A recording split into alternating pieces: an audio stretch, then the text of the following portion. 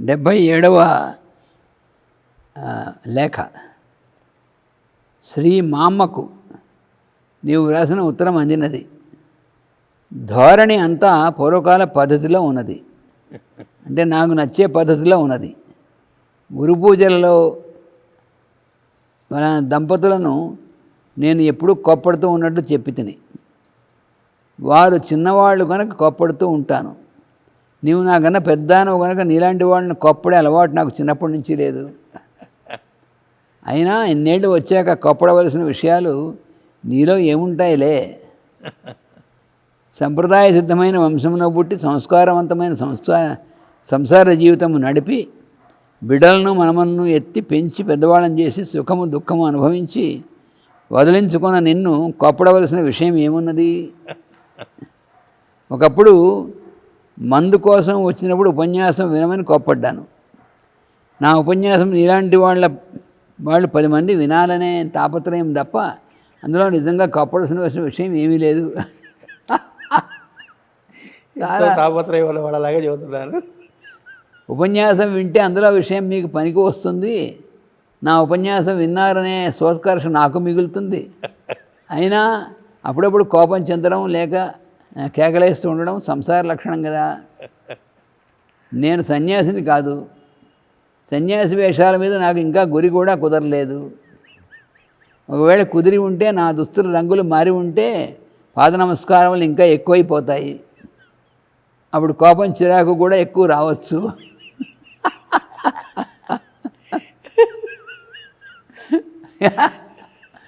ఇన్ని డైవర్టర్స్లో ఎంతమందికి చొరగలంటించటమో.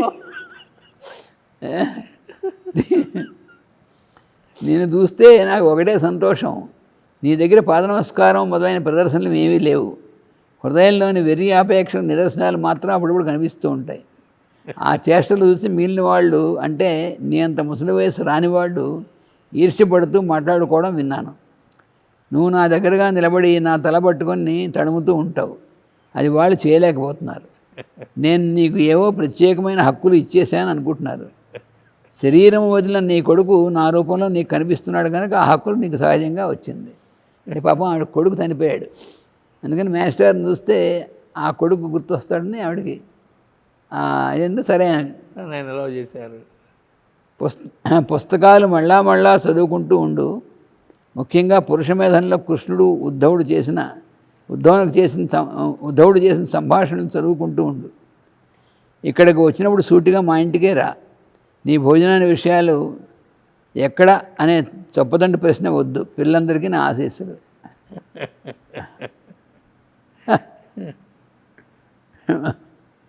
అంటే ఎవళ్ళతో ఎలా ఉండాలి అనేటువంటిది అసలు అది చాలా ఆయన యొక్క ప్రేమ కరుణ. ఆవిడ బిడ్డ పోయిన బాధలో ఉన్నావిడ కాబట్టి ఆవిడకి ఆయన రకమైనటువంటి ఇది. అంత పెద్ద వయసులో ఆవిడకి కొడుకు, ఆ కొడుకు మరి వయస్సు అనేటువంటి వాడే కదా, మనవాళ్ళు. అందుకని తను ఉండగా కొడుకు పోయాడని బాధలో ఉంది. అందుకని మాస్టర్ గారిని చూస్తే ఆవిడకి తన కొడుకుని చూసినట్టుగా ఉంది. దానికి మరి అందులో ఏముంటుంది? 78వ లేఖ. పుణ్యవతికు ఆశీస్సులు. నీ ఉత్తరం అందినది. ఇక్కడంతా కులాసాగా ఉన్నారు. గురు పూజలు యథాప్రకారం బాగా జరిగాయి. నీవు వచ్చే గురు పూజలకు పిల్లల్ని తీసుకొని రావచ్చును. Yoga Patanjali the Mantra scripture మళ్ళీ చదువు. నావాణిలో కథ నీ మనసును ఆకర్షించింది, నా మనసును ఆకర్షించింది. ఇక ముగింపుకు అర్థం భగవంతుడు అంతర్యామిగా ఉన్నప్పుడు జీవులు ఒకరికొకరు ప్రత్యక్షంగా ఉంటారు. వారికి భగవంతుడు ప్రత్యక్షమైనప్పుడు అతడు ఉన్నాడని తెలుస్తుంది. అతడు జీవుల రూపంలో ఉన్నాడు కనుక తనకు ఉన్నాడో లేదో తెలియదు. జీవులకు కనిపించినప్పుడు తనకు తాను ఉన్నాడు, లేనప్పుడు లేదు. ఈ తికమక ఆయనకే ఉన్నట్లున్నది. దాన్నే ఈ కథలో చిత్రించే నా ముగింపులో స్ఫురింపజేసిన విషయం ఇదే. నీ భర్త నా చేతుల్లో దేహం విడుస్తాడని తెలుసు కనుక దాన్ని తట్టుకునేందుకు కావలసిన సాధన కోసమే నీవు అన్నాళ్ళు ఇక్కడ ఉన్నామని తెలుసుకో. ఇప్పుడు అతని రూపం కళ్ళ ముందు లేకపోవడం లోపం కాదు. హృదయంలో, మనస్సులో అతని రూపంలోనే నీ దేవుణ్ణి ధ్యానం చేయి. నీ బిడ్డల రూపంలో సేవ చేయి. కొండాంచున ఉన్న రాయిని గూర్చి బాధ్యత ఆ రాతిలో ఉన్నవాడికి సంబంధించింది. సముద్రాన్ని దూరం నుంచి చూసినప్పుడు కనిపించే నీలం రంగు నా కన్నులలో కనిపించేది అని రాశావు. నా కన్నులతో అందరినీ చూడడం మొదలు పెడితే నీ కన్నుల్లోనూ అదే రంగు ఉంటుంది. హైదరాబాద్ వచ్చినప్పుడు నిన్ను చూడడానికి తప్పక వస్తాను. ఇందులో భగవంతుడికి సంబంధించిన వాక్యాలు ముందు పేజీలో అది అంటే ఆ కథలోని ముగింపు గురించి చెబుతూ అవును ఇచ్చిన 2-3 సెంటెన్సెస్ చాలా యోగా పతంజలి మంత్రా స్క్రిప్చర్ మళ్ళీ చదువు. నా వాళ్ళలో కథ నీ మనసును ఆకర్షించింది, నా మనసును ఆకర్షించింది. ఇక ముగింపుకు అర్థం భగవంతుడు అంతర్యామిగా ఉన్నప్పుడు జీవులు ఒకరికొకరు ప్రత్యక్షంగా ఉంటారు. వారికి భగవంతుడు ప్రత్యక్షమైనప్పుడు అతడు ఉన్నాడని తెలుస్తుంది. అతడు జీవుల రూపంలో ఉన్నాడు కనుక తనకు తాను ఉన్నాడో లేదో తెలియదు. జీవుల రూపంలో ఉన్నాడు కూడా తనకు తాను ఉన్నాడో విడిగా తెలియదు. జీవులకు కనిపించినప్పుడు తనకు తాను ఉన్నాడు, లేనప్పుడు లేడు. మళ్ళీ ఒక్కసారి జీవులకు కనిపించినప్పుడు తనకు తాను ఉన్నాడు, లేనప్పుడు లేడు. బ్యాక్గ్రౌండ్ ఇంకా దానికి అంతే. ఈ తికమక ఆయనకే ఉన్నట్లున్నది. దాన్నే ఈ కథలో చిత్రించే నా ముగింపులో స్ఫురింపజేసిన విషయం ఇదే. చాలా అసలు చాలా డీప్ దీన్ని కాన్సెప్ట్ని జస్ట్ చెప్పారు తేలిక పదాల్లో.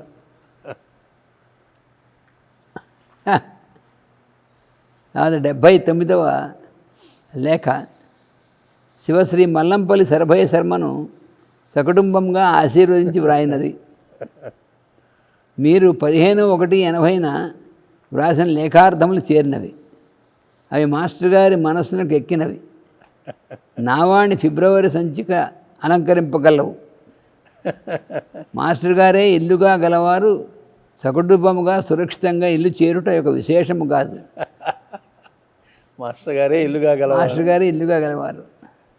మీ లేఖ చాలా వరకు స్వరూప సంశోభితమైన అర్ధమాత్ర నిర్భాసముగా ఉన్నది. మనస్సు ప్రయాణోన్ముఖముగా లేదు. ఇల్లు ఎట్లు చేరుతుందో నాకే తెలియదు అని వాక్యముల్లో మొదటిది మనోనిశ్చలతకు ఉదాహరణ. మనస్సు ప్రయాణోన్ముఖంగా లేదని రాశారు. అది మొదటిది, ఆ వాక్యమును మొదటిది మనోనిశ్చలతకు ఉదాహరణ అన్నారు. రెండవది సమాధి స్థితికి నిర్వచనం. అంటే ఎట్లు చేరుతున్నో నాకే తెలియతున్నారు కదా, అది సమాధి స్థితికి నిర్వచనం. ఎంత బ్రహ్మాండంగా అసలు దాన్ని ఇలా కొరిలేట్ చేశారు. ఆయన 2 వాక్యాలు రాశారు ఆయన. మనసు ప్రయాణోన్ముఖంగా లేదు అన్నారు. దాన్ని ఏమన్నారు? మనోనిశ్చలతకు ఉదాహరణ అన్నారు. రెండవది ఇల్లు ఎట్లు చేరుతున్నో నాకే తెలియదు అన్నారు. ఇది సమాధి స్థితికి నిర్వచనం అన్నారు. గురువులకు వచ్చి వెనక్కి వెళ్ళినట్టున్నారు. మీ బావమరిది కుటుంబమునకు మాస్టర్ గారు ఏదో మేలు చేయదలుచున్నారు. దాని స్వరూపం ఎట్లా ఏర్పడనో. అష్టాంగ హృదయం మీ హృదయ గూఢమైనది కనుక మీ అష్టాంగముల ప్రవృత్తులు హృదయమునందు నిరుద్ధములు. నిత్య ప్రవర్తనము సుప్రతిష్ఠితము. పరమ ప్రేమ వ్యామోహాతిరహితమైనదనుట కన్నా పరమ ప్రేమ స్వరూపము అమృత స్వరూపము అనుట ఎక్కువ సత్యం. భావోన్మత్తులైన మీ ప్రవర్తనములందలి ఆ అవినయ చాపముల కన్నా మాకు ప్రీతిపాత్రమైన వినోదాంశములు మురిపముండును. అట్టి అవినయ చాపములు మీ యందు సర్వదా గోచరించుగాక. బాల్యలీలలు చాపలములు లేని శిశువులకు ముద్దు చేయుట ఎట్లు సాధ్యము? మీ అచ్చపు శాంతి మీరు స్వీకరించి మా వినోదము మాకు వదిలించాలను. గోదా కళ్యాణ క్షణముల నుండి ఆమోదములు మీ హృదయములలో స్థగితేనితర వాసనలై వాసించుగాక. ఇంకను స్థగిత అనితరములై వాసనలై తమ ఆమోదములకు తామే ముగ్ధులగుదురుగాక. పార్థివములైన పురోగత వాసనలు పరానుగత వాసనా పరంపరలుగా పరిణమించుగాక. ఆత్మ సాన్నిధ్యముతో పాటు భౌతికమైన సాన్నిధ్యమును మాటిమాటికి కోర్చుండుట కన్నా పార్థివమైన వాసన ఏమున్నది? అది మరల ఎప్పుడునూ వీడకుండుగాక. ప్రథమ సమాగమమునందు ఉద్వేగము ఇహపరములు రెండిటియందు సహజము. విచ్చినప్పుడే పర్వము మాధురులు వగరు వాసన తొలగా దొరలు వలపులు తొలుతన్ స్ఫురించుతూ భీత సుందరములుగా. ప్రథమ సమాగమమున కుటుంబమును పంపివేచి ఒక దినము ఇచ్చటనే నిలిచిపోయేది. రెండవ సమాగమం నన్ను కూడా మీ కుటుంబం ఒక్కడుగా జమగట్టి ఉండవచ్చును. తేరుకొనుట గట్టి పరిణామములు ఆవశ్యకము. చిరంజీవి సౌ కామాక్షిని గురించి ప్రత్యేక కర్తవ్యము నిర్వర్తించుటకు ఆలోచించబడినది. ఎల్లరకు మా ఆశీస్సులు అందజేసి తిని రమణమూర్తి గారికి మీ నమస్కారములు రవాణా చేసి తిని ఖరపూర్ కామేశ్వరరావు గారి అడ్రస్ వ్రాయిచున్నాను. చిరంజీవి శశిశేఖరుని పాటలు ఆ శశిశేఖరుడు కంఠహారముగా ధరించుగాక. అంటే వాళ్ళ అబ్బాయి పేరు శశిశేఖర్ అని పెట్టారు. వాడేవో పాటలు రాశాడు. అందుకని చిరంజీవి శశిశేఖరుని పాటలు ఆ శశిశేఖరుని కంఠహారముగా ధరించుగాక అన్నారు. అది ఆశీస్సు అన్నమాట. తర్వాత 80వ లేఖ. చిరంజీవికి నా ఆశీస్సులు. నీ ఉత్తరం అందినది. అది మా హృదయాల్లో నిండి తొణికసలాడుతూ ఉంది. కనుక దాన్ని చదివినంతలో నా హృదయం కూడా నిండినది. ఇక్కడికి వచ్చినప్పుడు అడగవలసినవి అనేక విషయాలు ఉండిపోయినవని భావించకండి. అవి మీరు అడగవలసినవి కావు, మాస్టర్ గారు తీర్చవలసినవి.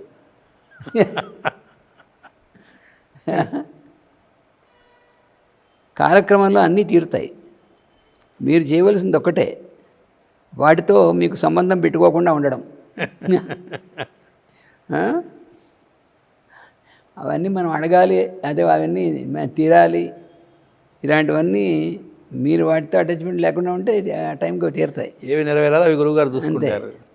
దాంతో అడగవలసిన విషయాలకు మీ మనసులో చోటు ఉండక తీరిపోతాయి. అది రహస్యం. మీరు నన్ను భౌతికంగా కలుసుకోవడం ఏవేవో చెప్పుకోవడానికి కాదు, ఏవో చెప్పుకోవడానికి కాదు, నేను మిమ్మల్ని చూసుకోవడానికి. పిల్లల చదువుల విషయం సమయం రాగానే నేను రాస్తాను. వారి చదువులకు ఏ విధమైన ఇబ్బందులు ఉండవు. అనుదినము 2 పూట్ల ప్రేయర్ చేసుకుంటూ ఉండండి. నా ఆశీస్సులు మీకు ఎప్పుడూ ఉంటాయి. మీరు కోరిన శ్రీరామరక్ష సర్వజగద్రక్ష. అది జగత్ అందరికీ రక్ష, కానీ అది మీ ఒక్కళ్ళకి రక్షణ కానీ వదల అనుకోకూడదు. అసలు మెసేజ్ అండర్లయింగ్ అసలు ఎట్లా ఉంటుందో ముందుకు తెలియదు కూడా. చిన్న మాటల్లో చిన్నతరమే.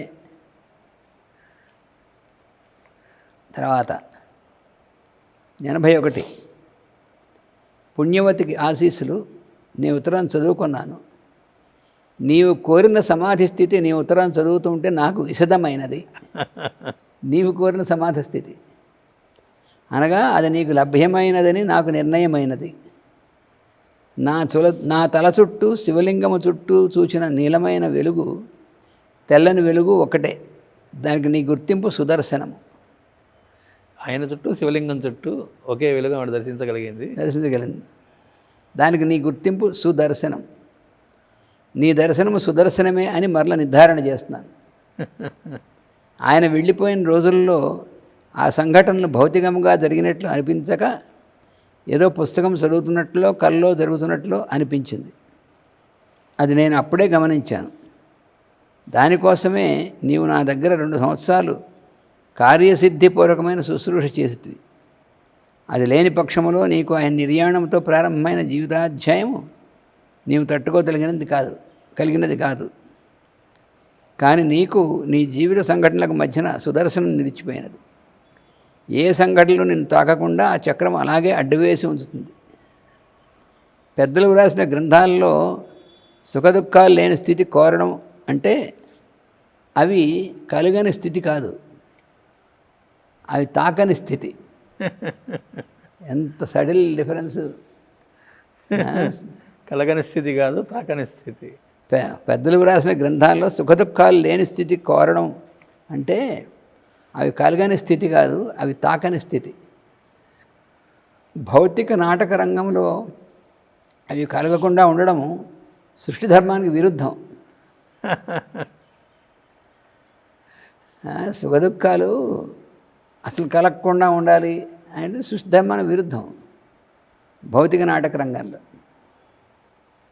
నీ ప్రాణశక్తిలో కొంత భాగాన్ని ఆయన టానిక్గా వాడిన మాట సత్యం.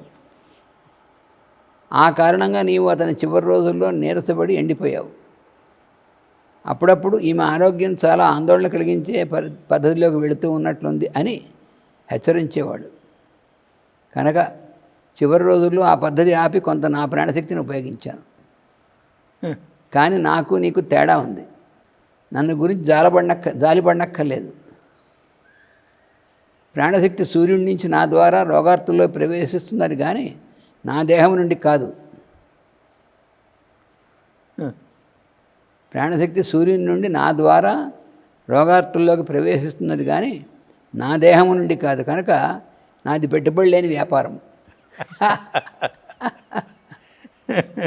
ఎంత ఆయన్ను కాపాడి నీ సౌభాగ్యాన్ని రక్షించడానికి నేను ప్రయత్నించిన మాట నిజం. అతను పోతాడని నాకు బాగా తెలుసు. అయినా ప్రయత్నించడం ఎందుకు? ఈ ఎందుకనే ప్రశ్నకు నా దగ్గర తావులేదు. వాడు చనిపోతాడని తెలిసినా కూడా ప్రయత్నిస్తాను. ఎలాగూ చనిపోతారు కదా అని ఎలాగూ చనిపోతారు కదా అని సృష్టికర్త జీవులను సృష్టించడం అనుకోవడం లేదు కదా. ఎగ్జాంపుల్ చూడండి, వండర్ఫుల్ ఎగ్జాంపుల్ ఇది. నిజమేగా. మరి అంతా పోయేవాళ్ళే అట్లా సృష్టి చేయడం ఆయన మారుతున్నాడా? ఎందుకు దండగా అనుకుంటాడు? అలాగే ఆయన వైద్యం చేయడం కూడా. వాని ప్రయత్నం వ్యర్థమైతే సృష్టి అంతా వ్యర్థమే. కానీ సృష్టి సార్థకమని ఎవరి ఆశలు వారికి ఘోషిస్తున్నాయి. సృష్టికర్తకైనా మనకైనా ఒకటే నిజం, అది కర్తవ్య నిర్వహణం. దానికి అటు ఇటు ఉన్నదంతా అబద్ధం. అంతే, ఎంత క్రిస్టల్ క్లియర్. అంతేగాని ఊరికనే వేదాంతం లేకపోతే ఏదో అది అదే ఉండదు. అసలు డైరెక్ట్ అండ్ క్లియర్, పూర్తి ప్రాక్టికల్. అసలైన ప్రాక్టికల్ అంటే అందులో మళ్ళీ హింట్ ఇచ్చారు, రోగార్తులకి నా ద్వారా ప్రాణశక్తి సూర్యుడి నుంచి ఆయన ద్వారా ప్రసరిస్తుంది అనేటువంటిది. అంతేగాని నా దేహం నుంచి కాదు, తన దేహం నుంచి కాదని చెప్పారు. కనుక నాది పెట్టుబడి లేని వ్యాపారం అన్నారు. అంటే ఆయన సంకల్పం మాత్రం చేత ఆ సూర్యశక్తిని తన ద్వారా ప్రసరింపజేయగలగడం అనేటువంటిది తన ఛానల్ ఆ సూర్యశక్తికి. మరి అదే అందువలన అది ఎలా అవుతుందంటే ఇప్పుడు మనందరం కూడా మనలో ప్రసరించేటువంటిది ఆ ప్రాణశక్తి అక్కడి నుంచి వచ్చేదే. కానీ అది తనకు ఛానల్ అయ్యి తన ద్వారా ఎవరికి అవసరమైతే వాళ్ళకి ప్రసరించడం అనేటువంటి డైరెక్ట్ చేయగలిగేటువంటిది అది మాస్టరీ. అందులో ఎన్నో విషయాలు బయటికి ఇలాగా చెప్పకుండా చెప్పారన్నమాట. అది ఆయన దగ్గర ఆవిడ 2 ఏళ్ల పాటు శిక్షణ పొందగలిగింది కాబట్టి అవి తట్టుకోగలిగింది అనేది. లేకపోతే నాటక రంగంలో ఏదో పుస్తకం చదువుతున్నట్టుగా కలలోలాగా అంత పెద్ద సంఘటనలు కూడా ఇదవ్వటం, ప్రస్తుతం ఇప్పుడు ఉండగలగడానికి కారణం కూడా ఆయన దగ్గర శిక్షణ పొందగలగడం అనేది.